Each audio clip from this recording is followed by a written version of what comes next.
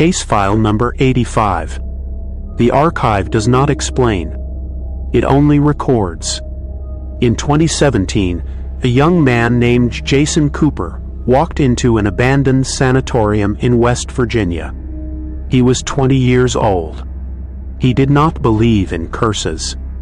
He did not believe in hunger that wears human skin. 3 hours later, he ran out without his voice, without his shadow, without the back of his neck ever feeling warm again. The moment you hear the name of that place, something in your own hallway turns its head. Do you feel it? That cold spot behind your left ear. That is not a draft. That is the archive recording your name.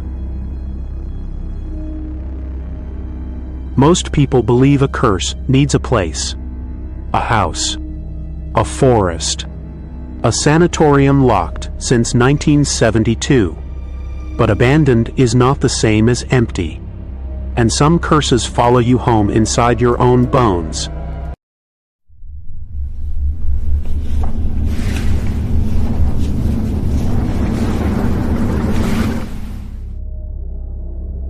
Jason Cooper was 20 years old.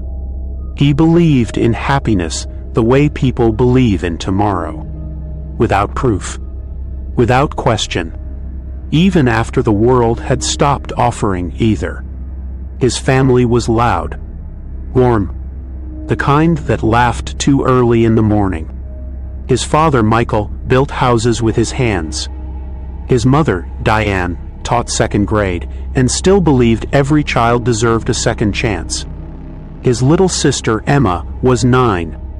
She still thought shadows moved because they were shy. Every year, one trip. 1 week of pretending the world was kind.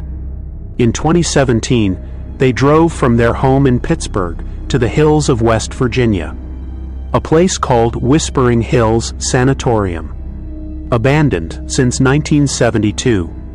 Known locally as the place where patients went in but never came out. His father laughed. "Ghosts don't exist, son." His mother did not laugh. She said, "If a place is cursed, why would we walk into it willingly?" But Jason was 20. 20-year-olds believe they are the exception to every rule. They arrived at noon. The sanatorium stood at the end of a long gravel road.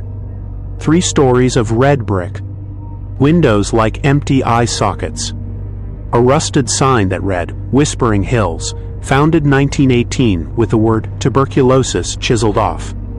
The gate was chained, but someone had cut the lock years ago. Jason stepped through first. His ears popped. Then his ears stayed popped. For the first time in his life, he heard his own heartbeat as if it was coming from someone else's chest. They walked the main hallway. Broken gurneys. A wheelchair tipped on its side. Walls stained with something dark that no rain could wash away. Emma held her mother's hand. Jason walked ahead. He found the staircase to the 3rd floor. His father stayed behind with Emma. His mother followed Jason up. The 3rd floor was different. Colder. The air tasted like old metal and cough syrup. Rows of small rooms. Each door had a number and a slot for a food tray. Room 13. Room 14. Room 15. At room 16, Jason stopped. The door was open. Inside, a single bed frame. A child's drawing still taped to the wall. A stick figure with no face. Below it, written in crayon, "Please let me go home." His mother whispered, "We should leave." Jason said, "One more minute." That was his first mistake. He heard footsteps behind him. Not his mother's. His mother was standing right next to him. These footsteps came from further down the hall. Slow. Dragging. 1 foot.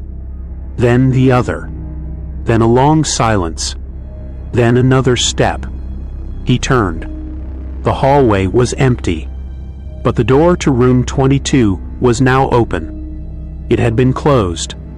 Jason walked toward it. His mother said his name.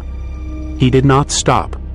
Room 22 had no bed, no drawing, just a single wooden chair in the center of the floor, facing the wall. And sitting in the chair was something that looked like a man. Gray skin, yellow eyes, a smile that did not reach his mouth. The thing did not turn around. It spoke to the wall. You should not be here. This chair belongs to someone who never stood up. Jason backed away. He bumped into his mother. They ran. They found his father and Emma by the front entrance. His father was arguing with someone. Jason looked. A man stood near the gate. Tall, thin, wearing an orderly's uniform that had been out of use for 44 years. The orderly smiled. Too wide, too wet, too many teeth. You forgot something inside, the orderly said. Jason said, We didn't leave anything. The orderly tilted his head. No. Something left with you. Then he walked backward into the trees. Not turning around. Just walking backward until the fog swallowed him. Jason looked at his father. His father said nothing. His face was pale.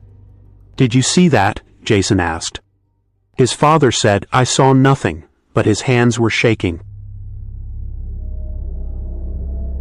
They drove back to Pittsburgh in silence. The sun set. The highway narrowed. Jason sat in the back seat next to Emma. She was drawing in her notebook. He looked at her drawing. A stick figure with no face, standing in a doorway. Emma, he said, where did you learn to draw that? She looked up with wide eyes. The man in the white coat showed me. On the third floor. Jason turned around. The back of the car was empty, but the seat behind Emma had an indentation, as if someone had been sitting there, and on the window a single handprint. 5 fingers, 3 joints each. Jason made it home. He made it to his bed.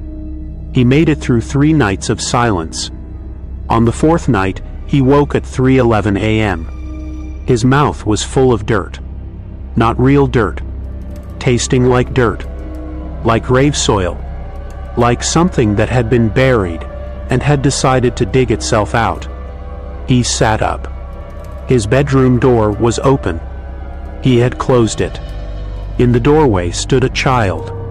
Small. Gray. Wearing a hospital gown from Whispering Hills Sanatorium. No face. Just a smooth, wet surface where a face should be. The child raised one finger to where its mouth would have been. Shish. Then it walked into his closet. The closet door did not open. The child simply walked through it. Jason did not sleep again for 6 weeks. He lost 20 pounds. His hair fell out in patches. The back of his neck developed a dark handprint that no doctor could explain. 5 fingers. 3 joints each. Palm cold as a basement floor. His mother took him to a priest. Then to a medium. Then to a doctor. Then back to the priest. The priest burned sage and prayed for 3 hours. At the end, he stopped. He looked at Jason's mother with eyes that had seen too much. He brought something back. Not a ghost. Not a demon. Something older. Something that was hungry long before that hospital was built. It is not in your house now. It is in him. The priest performed a binding. Jason recovered. Slowly. Painfully. With nightmares that never fully stopped. Here is what the archive records. Jason lives in a different city now. Columbus, Ohio. He has a job at a hardware store. He has a dog that refuses to enter his bedroom. He does not talk about whispering hills. But his neighbors have noticed things.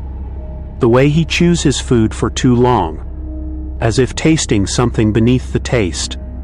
The way he sometimes stops mid-sentence and tilts his head, as if listening to a child's laughter coming from inside his own chest.